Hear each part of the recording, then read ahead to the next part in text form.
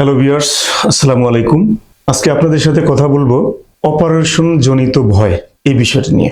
আমি আপনাদের সাথে রয়েছি ডাক্তার গোলাম মোস্তফা, সহকারী অধ্যাপক, colorectal surgery, Dhaka medical college.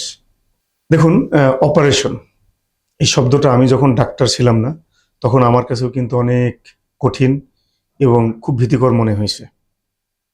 ঠিক এখন যারা ডাক্তার না আপনারা, তাদের ক্ষেত্রে কিন্তু এই শব্দটা খুবই কঠিন এবং মেনে নেওয়াটাও খুব সহজ কাজ হয় না, সহজ কাজ নয়। আমি বুঝি এই জন্য যে আমার সাথের যে রোগীরা তাদের যখন অপারেশনের কথা বলি তখন তাদের চেহারা দেখি অথবা তাদের যে রেসপন্স সেটা দেখে আমি বুঝতে পারি। কিন্তু আমি আপনাদের আশ্বস্ত করতে চাচ্ছি এই বলে যে আসলে আমি সবসময় বলি আমার রোগীদেরকে যে দেখুন, আপনাকে অপারেশন করতে বলেছি, আপনি ভয় পাচ্ছেন, কিন্তু বিশ্বাস করুন, অপারেশন হয়ে গেলে আপনার কাছে মনে হবে এই স্বাভাবিক, এই এতটুকুর জন্য আমি ভয় পেলাম। বাস্তবতা আসলে এটুকুই, আসলেই সত্য। অপারেশনের পরে আপনার মনেও থাকবে না যে আপনার কখন অপারেশন হয়েছে, কিভাবে হয়েছে, আপনি বুঝবেনও না কখন কি হলো। কারণ হচ্ছে যে অপারেশনগুলো ছোট, বিশেষ করে ইন্টারমিডিয়েট টাইপ এবং আহ, একদমই ছোট অপারেশন যেগুলো ডেকেজ সার্জারি বা 1 ঘন্টা বা 2 ঘন্টার অপারেশন যেগুলো, সেগুলা কিন্তু কিছু কিছু ক্ষেত্রে আমরা যেমন কোমরে ইনজেকশন দিয়ে যখন করা হয় তখন কিন্তু রোগীদের সাথে কথা বলতে বলতে অপারেশন হয়।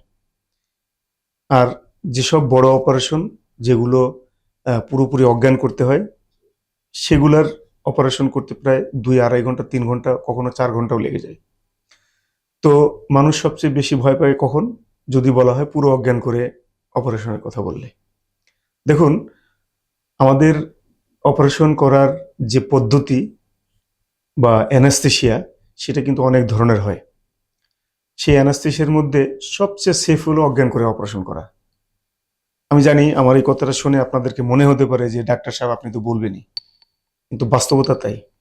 সবচেয়ে সেফ অ্যানাস্থেশিয়া কোনটা? সেটা হলো জেনারেল অ্যানাস্থেশিয়া, বা পুরো অজ্ঞান করে যখন আমরা গলার মধ্যে নল দিয়ে মেশিনের সাহায্যে শ্বাস প্রশ্বাস দিয়ে রাখি। এটা একদমই রিস্ক ফ্রি। বরঞ্চ আমরা যে কোমর ইনজেকশন দিয়ে করি অথবা আমরা লোকালি ইনজেকশন ইনফিল্ট্রেশন করে করি, সেগুলোতে কিন্তু কমপ্লিকেশন অনেক। সুতরাং এটা ভয় পাওয়ার কোনো কারণ নেই। কারণ এখন শল্য চিকিৎসার ক্ষেত্রে যে আধুনিক অ্যানাস্থেশিয়া চলে আসছে এবং সেটা এতটাই স্মুথ এবং এতটাই রিকভারি এতটাই ভালো, এটা আসলে আপনাদেরকে বলে বোঝানো মুশকিল। কারণ এটাতে তো আসলে সবাই ওরিয়েন্টেড থাকবেন না, আপনার না থাকারই কথা। দেখুন, একটা সময় অ্যানাস্থেশিয়া কিভাবে হতো জানেন? অপারেশন যখন একদম শুরুতে, অ্যানাস্থেশিয়া যখন এই পর্যায়ে আসেনি, একদম শুরুতে, ধরুন আজকে থেকে 400-500 বছর আগে, তখন অপারেশন হতো, মাথার মধ্যে একটা বাড়ি মারতো মানুষ, বাড়ি মেরে অজ্ঞান করে ফেলতো, অজ্ঞান করার পরে অপারেশন হতো। এবং যদি কোনো রোগী অজ্ঞান করা অবস্থায়, অপারেশন চলা অবস্থায় আবার জ্ঞান ফিরতো, মাথার মধ্যে আরেকটা বাড়ি। হাসছেন? এটাই সত্য।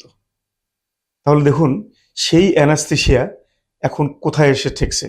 আধুনিক যুগে এসে, যেটা হলো যে আপনি কথা বলতে বলতে দেখবেন আপনি ঘুমিয়ে গেছেন, কথা বলতে বলতে ঘুম থেকে জেগে গেছেন, আর এর মাঝখানে দেখবেন যে আপনার বিরাট অপারেশন হয়ে গেছে। তাহলে আপনার ভয় পাওয়ার কোনো কারণ নেই। হ্যাঁ, তবে সেটা হতে হবে ভালো হাতে, সেটা ভালো হতে হবে ভালো সেন্টারে, যেখানে সেখানে নয়। সুতরাং আপনাদের ক্ষেত্রে আমি আশ্বস্ত করতে চাই যে অপারেশন জনিত ভয় নয়, বরং ভয়কে জয় করুন।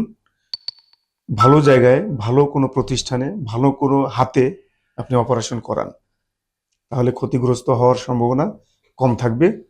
আর অপারেশন জনিত যে কমপ্লিকেশনস, এটা আসলে সারা দুনিয়াতেই হয়, কম আর বেশি। সুতরাং এটা মেনে নিয়েই আসলে অপারেশন যেতে হবে।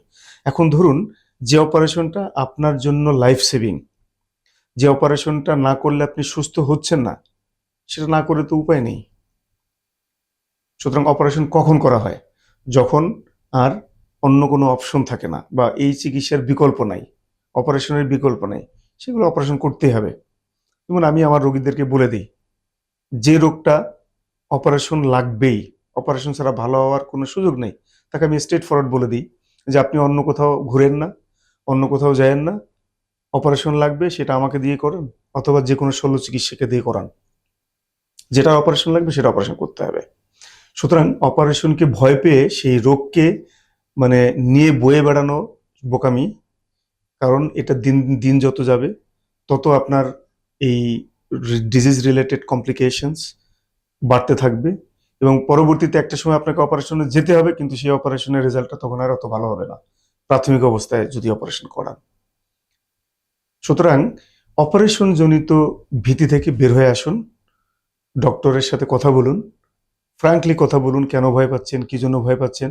তাহলে আমি নিশ্চিত একজন ডক্টর যদি আপনাকে ইনস অ্যান্ড আউট সব কিছু বুঝিয়ে দেন, বলে দেন, আশ্বস্ত করেন, আপনি ডেফিনেটলি চিকিৎসা নিতে বা অপারেশনের টেবিলে যেতে আপনার জন্য খুব কঠিন হবে না। সুতরাং আমি আপনাদের জন্য আজকের ভিডিওতে এটুকুই বলবো যে অপারেশনকে ভয় নয়, বরঞ্চ নিজের স্বার্থে, শরীরের স্বার্থে বেঁচে থাকার জন্য ভয়কে জয় করুন। অপারেশনজনিত ভয় থেকে বেরিয়ে আসুন। সুস্থ থাকুন, ভালো থাকুন। ধন্যবাদ সবাইকে।